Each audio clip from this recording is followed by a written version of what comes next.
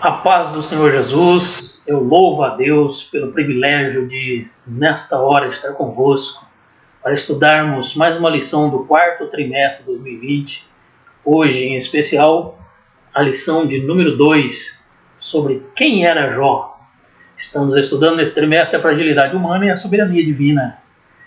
Eu lembro a você que a escola bíblica dominical é a sua melhor escolha. E lembro que as aulas online não substituem as aulas presenciais. Que você possa estar na sua igreja, ouvindo a voz de Deus e aprendendo juntamente com os demais irmãos. O textuário está em Jó, capítulo 1, versículo 1, e diz: havia um homem na terra de Uz, cujo nome era Jó, e era este homem sincero, reto, temente a Deus, e desviava-se do mal. E a verdade prática diz: quem zela por um caráter irrepreensível obtém testemunho acerca da sua integridade. Vou destacar algumas coisas, veja. Havia um homem, havia um ser humano, havia uma pessoa, você, eu, na terra de Uz, aqui nós, na nossa terra, no nosso local, na nossa moradia, no nosso dia a dia. Esse homem é identificável. Eu, você somos identificáveis. Nós estamos aqui na sociedade onde vivemos e como é o nosso testemunho? Este homem era sincero, reto, temente a Deus e desviava-se do mal. Como é a nossa vida na nossa sociedade? Onde estamos? A verdade prática destaca alguma coisa. Quem zela pelo caráter irrepreensível obtém testemunho acerca da sua integridade. Somos íntegros. Temos um caráter irrepreensível. Caráter irrepreensível é aquele caráter que não é passível de repreensão, não precisa ser corrigido. Você não precisa ser orientado a mudar de caminho, porque você está no caminho certo, que é a obediência ao Senhor Jesus Cristo. Como vai a tua vida? Como vai a sua comunhão com Deus? Como vai a sua sinceridade e sua retidão diante do Senhor? Você desvia do mal? Bernal, você desvia do mal? Essa é uma pergunta e nós temos diversas orientações da parte de Deus nesta manhã gloriosa de domingo, nessa escola bíblica dominical, para aprendermos com o Senhor. A leitura bíblica em classe está em Jó capítulo 1, versículo de 1 a 5, e você pode ter um momento desta leitura e aproveitar este ensinamento da parte de Deus. Relembrando aqui o quadrinho de onde está a terra de Uz, veja, ali está Uz, para que você possa se situar melhor. Indico outras localidades que possam ser mais claras para que você possa compreender melhor. Veja, Babilônia, onde estava, a terra de Ur, de onde saiu Abraão, Ur dos Caldeus, aí onde está Samaria e Jerusalém, olha onde está o Egito, onde o povo esteve cativo, e nós temos aqui o Mar Vermelho, né, o Rio Nilo, temos então aqui um reconhecimento desta área muito importante, ó, o Rio Eufrates, o grande Rio Eufrates, tá certo? O deserto da Arábia, né? Então estamos assim reconhecendo onde ficava a terra onde viveu Jó. E Jó, pelo que nós estudamos na aula passada, você se lembra, ele viveu por volta do ano 2000 e pouco, na época do período patriarcal, na época de Abraão, por algumas evidências, como nós falamos na aula anterior, sobre a forma de criação dos filhos, de reunião da família, como homens e mulheres da mesma família não podiam estar na mesma festa junto, o nome de Deus, o Deus Todo-Poderoso no plural, como outras situações que não tinha o sacerdócio ainda constituído, mas ele tinha o sacerdócio na sua casa como uma atividade patriarcal, e assim então nós reconhecemos que o seu período foi do período patriarcal, e então estamos relembrando para darmos continuidade a esse estudo. Vamos pensar um pouquinho então aqui nessa introdução. Nós vamos falar sobre esse gigante da fé, né? Esse gigante da fé, ele era um homem natural. Ele era um homem, havia um homem na terra de Uz. Havia um homem na terra de Uz, cujo nome era Jó. Agora, havia uma diferença nesse homem, olha, a espiritualidade. Ele era distinto por sua espiritualidade. Era um homem íntegro, reto, temente a Deus. O temor ao Senhor faz toda a diferença. Ele desviava-se do mal. Escute, irmãos, aqui nós temos exemplos maravilhosos na vida deste homem, porque este homem era um homem de fé, ele não era um super-homem, ele não era um homem diferente do que eu e você somos, mas ele tinha um diferencial, o Espírito Santo de Deus. Ele era um homem espiritual, ele era um homem de vida sólida, de família sólida, de pensamentos e atitudes sólidas. Por quê? Porque ele cria no Senhor Jesus Cristo, oferecia sacrifício ao seu Senhor, obedecia ao seu Senhor, era um homem temente a Deus. Veja que esses textos de Tiago, capítulo 5, verso 17, fala, por exemplo, de Elias. Elias, um homem sujeito às mesmas paixões que nós, mas orou, um homem de oração, um homem de comunhão com Deus, um homem que a situação à sua volta mudou após a sua oração, porque ele tinha comunhão com Deus, um homem. O Salmo de número 8, verso 4 e Jó, capítulo 7, verso 17, tem a mesma expressão para dizer: o que é o homem? Parece não ser nada. O que é o homem? O que é o homem, Senhor, para que o Senhor o estime tanto? Para que o Senhor coloque o seu coração nele? Para que o Senhor o visite? Deus tem interesse no homem. Deus tem interesse em você. Deus olha para nós, irmãos, com um olhar profundo. Deus nos ama. Realmente foi por causa do homem que o Senhor desceu a esse mundo, se fez carne, se fez homem, Jesus Cristo. Nós vivemos um período um homem de caráter irretocável, né? Nós vamos falar sobre a integridade, sobre a retidão e ele ser temente a Deus. Mas qual período ele viveu? Semelhante ao nosso, irmãos, o período lá da vida em Sodoma e Gomorra. É um período que aconteceu na época de Ló e Abraão, e como nós falamos que ele viveu nesse período, Jó viveu nesse período patriarcal, certamente ele conheceu essas cidades. E essa cidade diz aqui que o clamor do pecado dessa cidade chegou diante de Deus. Quem será que clamava? A Bíblia diz, lá em 1 Pedro, o justo Ló morava lá.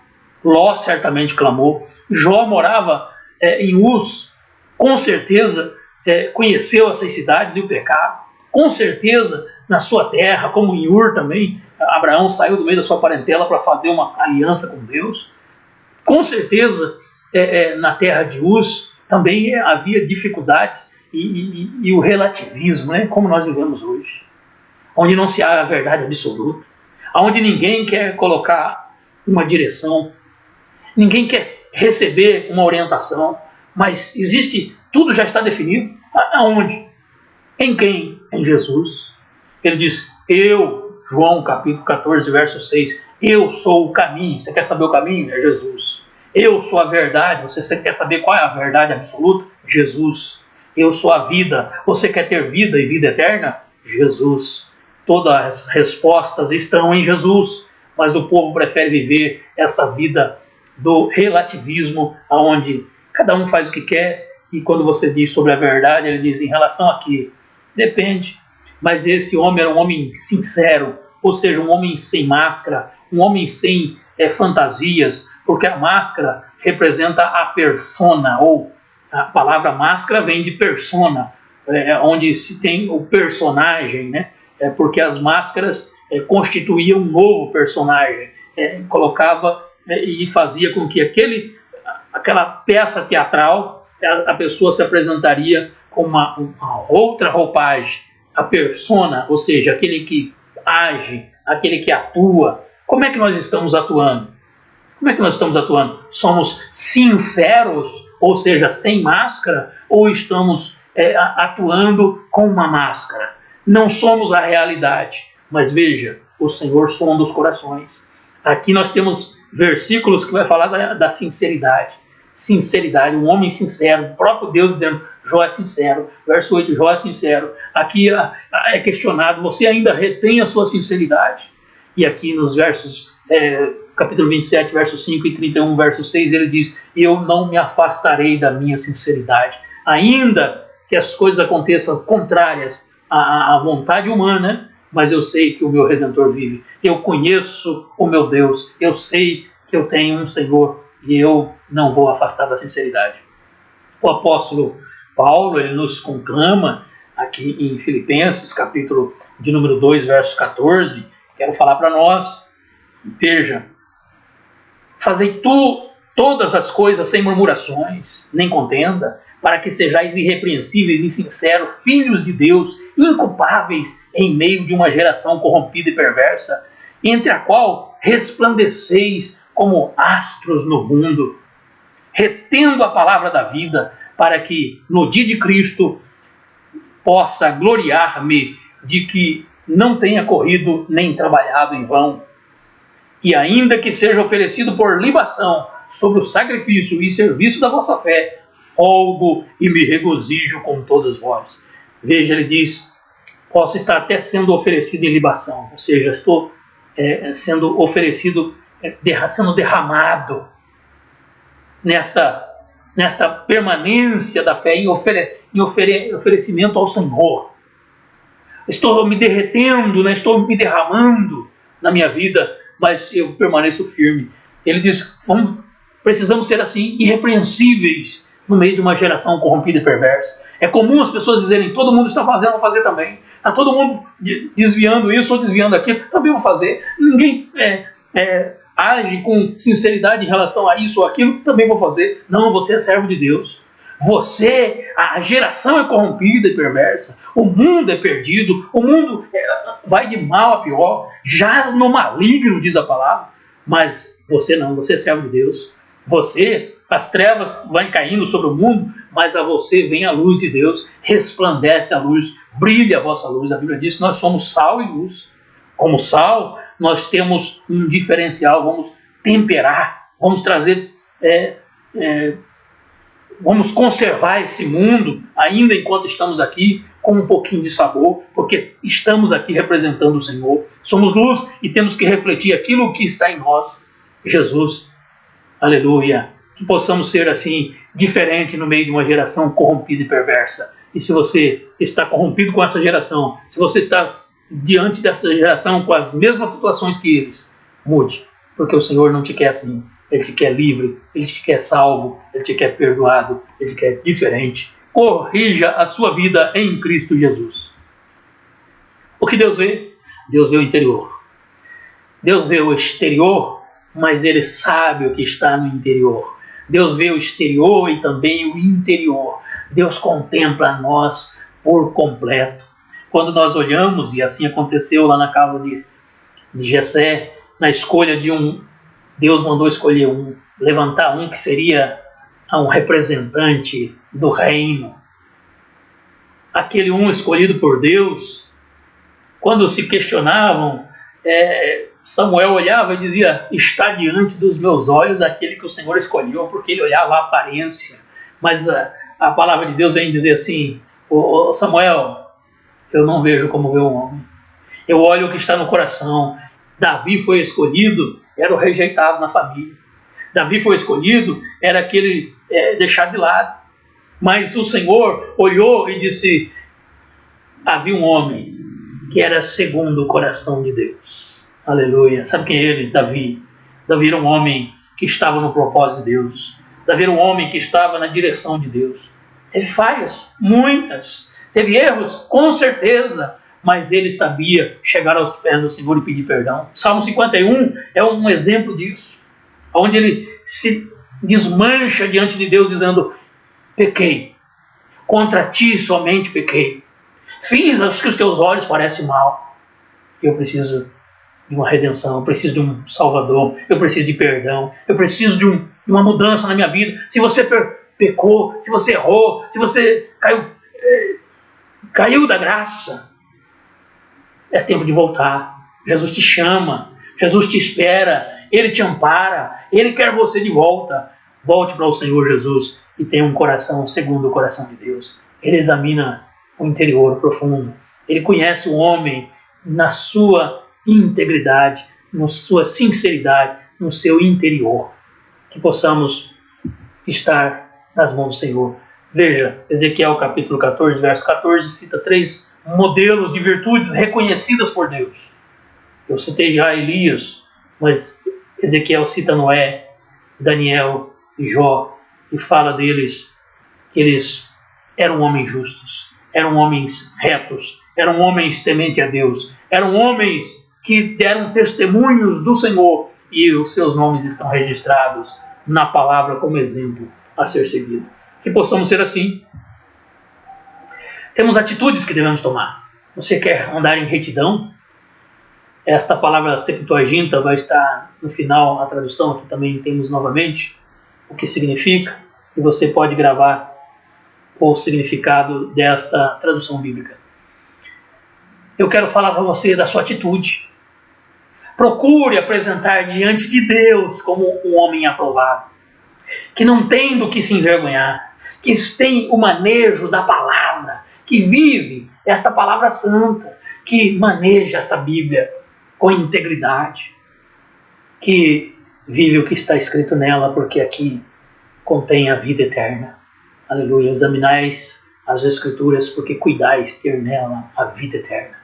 E faça o que nela está escrito. Josué, capítulo 1, verso 7, ele diz: não desvie nem para a direita nem para a esquerda, não se aparte nem para a direita nem para a esquerda, mas permaneça no que está escrito neste livro, seguindo o Senhor, a orientação do Senhor. Em 1 Coríntios, capítulo 10, verso 23, ele diz que todas as coisas me são lícitas, mas nem todas me convêm. Todas as coisas me são lícitas, mas nem todas me edificam. A questão de ser lícita ou ilícitas, existem coisas ilícitas, mas você diz: eu estou mexendo com aquelas que são lícitas. Você tem que ser um homem temente a Deus. Às vezes elas são lícitas, são perfeitas, são autorizadas, são permitidas, mas não está diante do temor do Senhor. O Senhor não se agrada disso. Ser lícito não quer dizer que tem aprovação por Deus. São lícitas, mas não são convenientes. Tem muitas coisas que são inconvenientes. Desculpa. Muitas coisas são inconvenientes. E às vezes elas podem até ser convenientes, mas não trazem o temor a Deus. Porque não edificam. Às vezes elas são lícitas, são convenientes, mas não edificam. Se elas não edificam, elas são destrutivas. Elas são pejorativas, elas são amargas, elas são destrutivas. Nós precisamos ser tementes a Deus e buscar aquelas coisas que edificam. E a recomendação é: foge, deixa o embaraço, fugir da aparência do mal, foge da prostituição, escape do embaraço que tão de perto nos rodeia, pode derrubar. Ele diz: o pecado jaz à porta, faz o que obedece ao Senhor, porque o pecado está ali à espreita.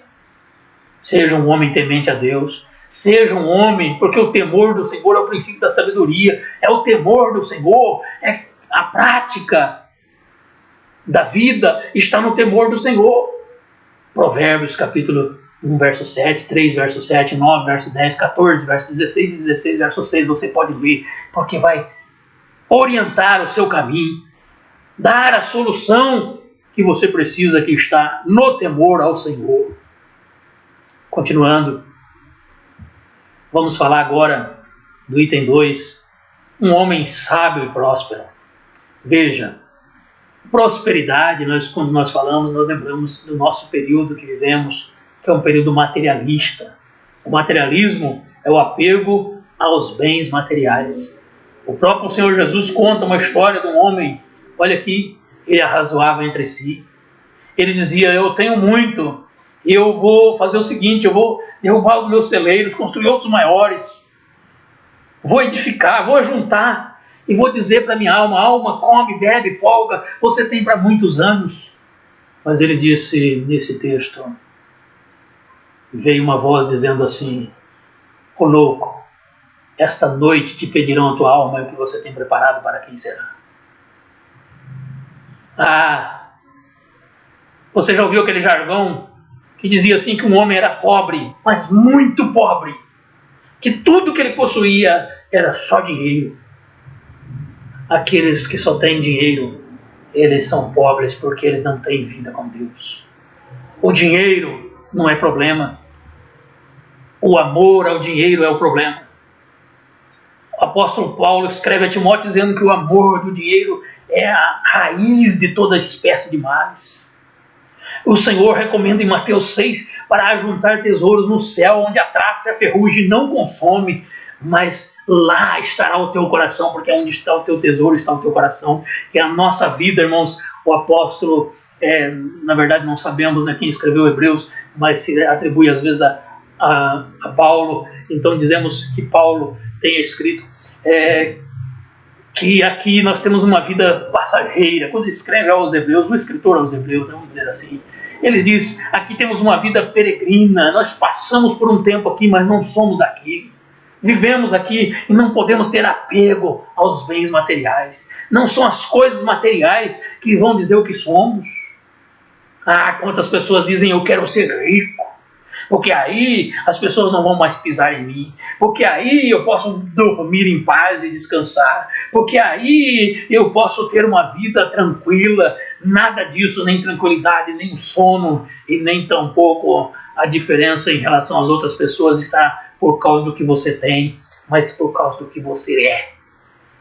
A nossa vida está baseada no que somos. E o Senhor disse: eu olho para o coração. Quem é você?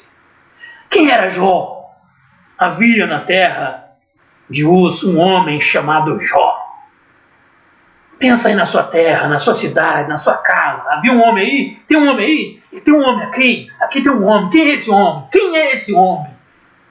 Em que ele se valoriza? Onde está a segurança dele? Está nos bens materiais? Está no que possui? A segurança de um homem não está naquilo que possui. Veja, aqui chegou um para Jesus dizendo assim: era um homem próspero. Jó era um homem próspero. Olha lá. Ele tinha filhos e filhas, ele tinha fazenda, ele era fazendeiro, ele tinha muitas coisas, ele era muitíssimo, a Bíblia diz, o maior. Ele era o maior em termos de riqueza. Tinha funcionários. De que isso vale? É importante agir com integridade em relação à família, integridade em relação aos servos e senhores e também, principalmente, em relação a Deus. Claro, honrar a Deus sobre todas as coisas e ao próximo como a ti mesmo. Amar a Deus sobre todas as coisas e ao próximo como a ti mesmo. Aqui esse pergunta ao Senhor: o que farei para ser salvo? O anseio da alma dele era a salvação. E o Senhor diz para ele: você conhece os mandamentos? Conheço os mandamentos desde a minha mocidade. Bíblia eu sei de cor. É mais ou menos isso que ele estava dizendo. O Senhor diz para ele: falta para você uma coisa. Desprende o teu coração das coisas materiais. Distribua aos pobres. Vem e segue-me. Isso não quer dizer, isso não é uma lei para você. Todos que querem seguir Jesus têm que distribuir seus bens. Ele estava dizendo para esse moço que tinha o seu coração nas riquezas. Ele estava dizendo: tira o seu coração daí, tira o seu coração das coisas materiais e coloque o seu coração em seguir-me, disse o Senhor. E a Bíblia diz que ele saiu pesaroso, verso 22, porque ele tinha muitas posses. Ele não conseguiu trocar o que tinha por ser servo do Senhor. A prosperidade tem que ser baseada no que nós somos, não no que nós temos. O que somos? Sou filho de Deus. Aos Romanos, Paulo escreve: somos herdeiros e co-herdeiros com Cristo. Somos herdeiros de Deus, co-herdeiros com Cristo, porque somos filhos de Deus. Mas somos filhos de Deus. Hebreus capítulo 12, verso 8 diz: nem todos são filhos de Deus. Aqueles que não têm disciplina, que não aceitam o Senhor, não são filhos, são bastardos. E não são herdeiros. Precisamos ser filhos de Deus. Para ser filho, diz: todos aqueles que o receberam. João 1, capítulo 1, a partir do verso 11, ele diz: veio para o que era seu, mas os seus não o receberam. Mas todos quantos o receberam, Jesus, ele deu o poder de serem feitos filhos de Deus. Recebeu a Jesus? Você tem Jesus como seu Senhor e Salvador? Você serve a Ele realmente? Então você é filho de Deus. Porque esta ligação é entre nós e Deus. Nós somos nova criatura a partir de Cristo. Quem está em Cristo, nova criatura é, 2 Coríntios capítulo 5, verso 17. Deus deu testemunho de quem Jó era. Ele diz, um homem reto, justo, sincero, temente e que se desvia do mal. A partir do verso 9 de Jó, aí Satanás é que vai dizer outras coisas. Jesus, ou Deus, testemunhou acerca de Jó o que ele era realmente. Quem é o Jó? Sem máscara, com sinceridade.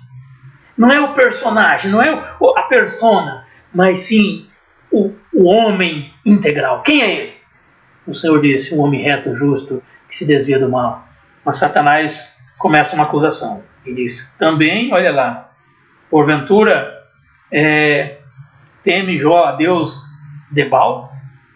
Porventura não o cercaste de bens, a ele, a sua casa e tudo quanto tens? A obra das suas mãos abençoaste, seu gado aumentaste na terra? Estende a tua mão, toca nele, vamos ver. E assim Satanás começa a dizer, ele está te servindo pelo que ele tem. E o Senhor, nós vamos aprender isso em lições futuras, que esse testemunho de Deus aqui não foi inválido, não. Jó não se identificou pelo que tinha, mas pelo que ele era. A integridade do homem está no que ele é e não no que ele tem. Aleluia. O homem é aquilo que ele é e não o que ele possui. A verdadeira riqueza não está nos bens materiais, e sim, aleluia, como está aqui em Lucas 12, verso 21, você pode ler o 21. A riqueza do homem não é aquilo que ele possui, mas a integridade da sua vida.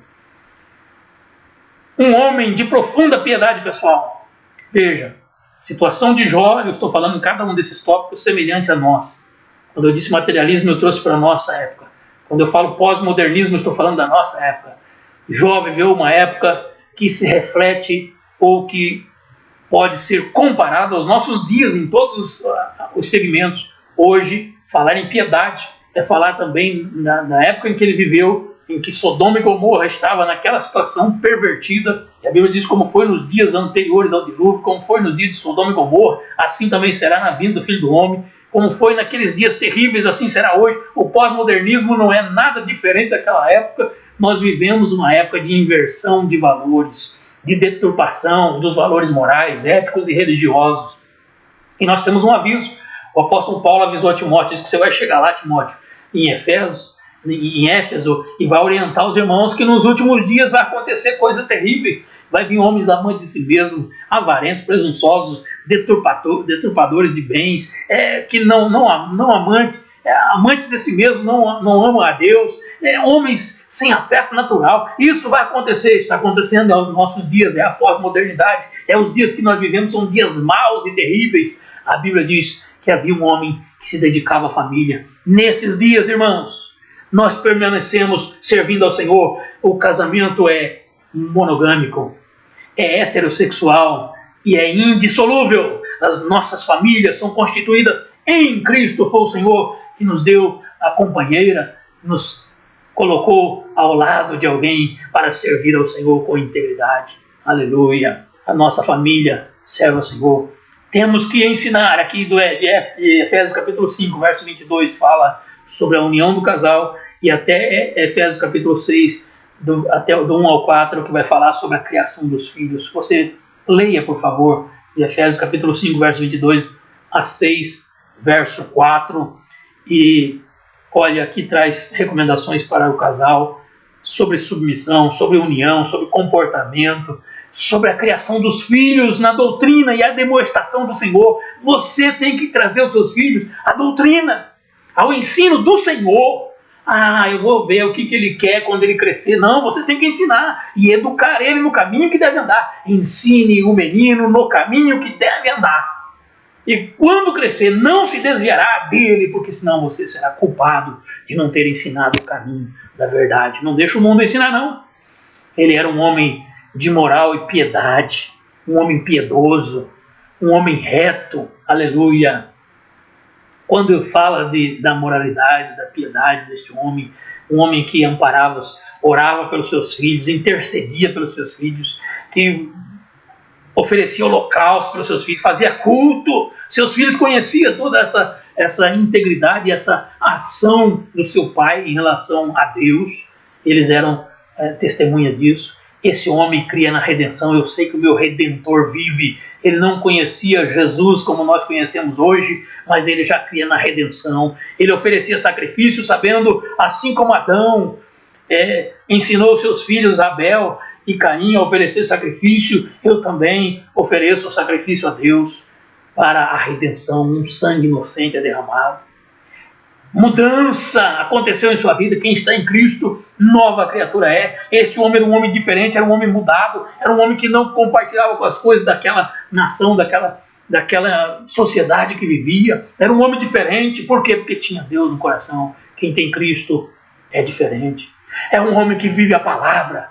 Ser piedoso é estar obedecendo a palavra de Deus. Medita na sua palavra de dia e de noite. Não se assenta em rodinhas. Não ouve conselho do ímpio, do pecador, do caminho do pecador. Ele segue ao Senhor, ele segue a palavra de Deus. Você tem o caminho a seguir e tem a orientação certa, está aqui na palavra de Deus.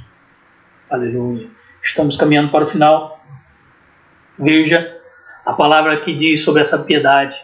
Que o homem tem que ser santo, separado do mundo.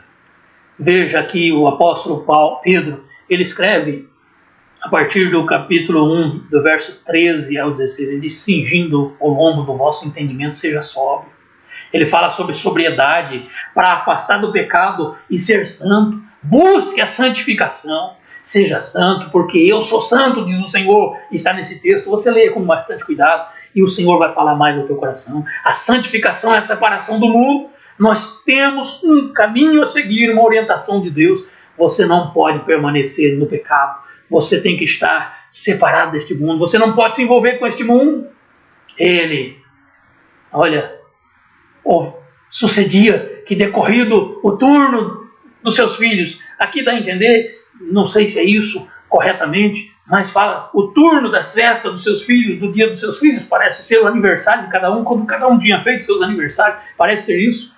E feito a festa de cada um, ele se consagrava e dizia: mais um ano de vitória, mais uma bênção que o Senhor deu para os meus filhos, e eu apresento eles a ti. Será que eles não pecaram? Será que eles não transgrediram? Será que eles continuam firmes? Será que eles não estão confiando no que amadureceram um pouquinho mais esse ano e vão se sentir um pouquinho melhor e vão achar que pode alguma coisa?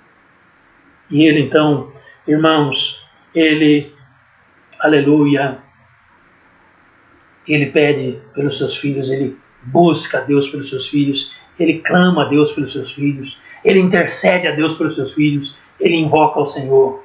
Aleluia. E aqui em Coríntios, capítulo 10, versos 5 a 8, fala o seguinte para nós: foi escrito, quando eles estavam, o apóstolo Paulo diz isso, que foi escrito, a caminhada deles no deserto, o povo de Deus no deserto, foi escrito para aviso nosso. Por quê? Porque Deus não se agradou da maior parte deles andando no deserto. Faltou uma comunhão com Deus. Faltou um oferecimento, um entendimento de que Deus os guiava, que Deus é soberano, que Deus controla a sua vida, que guia a sua história. Deus não se agradou. Eles murmuraram. Eles tiveram saudade do Egito. Eles queriam voltar. E Deus não se agradou. Deus está pedindo devoção, é demonstrada pela consagração vivida por Ele.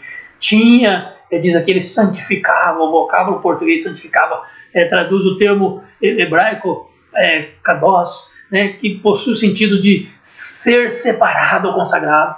Lá eles estavam se misturando, não se agradou. Não, a Bíblia diz, para que a gente não cobice o que eles cobiçaram, para que a gente não seja idólatra como eles foram, para que a gente não se prostitua como eles se prostituíram, para que a gente não se envolva com as coisas desse mundo como eles se envolveram com o pecado. Uma recomendação para que escapemos. Aleluia. Nós temos um exemplo hoje, um exemplo de Jó. É esse exemplo grandioso de Deus. Concluindo aqui, irmãos, eu quero lembrar você, obrigado por você ter ficado até esse momento. Mas essa grande lição desse grande homem de Deus, aqui está, que eu falei, sobre Septuaginta, a primeira e mais antiga tradução grega do texto hebraico do Antigo Testamento. Afeição quer dizer afeto, afeiçoamento. Concluindo aqui, então, eu quero lembrar você, nós temos um exemplo de um homem de Deus. É possível, nós temos um referencial de um homem, numa cidade corrompida, numa região que não havia integridade, mas ele foi íntegro.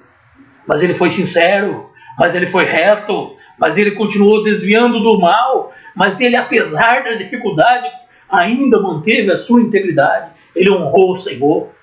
Ele disse: eu vim nu, eu volto nu. Não são as coisas materiais que vai... O que nos separará do amor de Cristo? Fome, peste, nudez. O que nos separa do amor de Cristo? Nada, nada nos separará do amor de Cristo. Aleluia, porque em Cristo Jesus nós somos mais que vencedores. Aleluia, somos mais que vencedores em Cristo Jesus.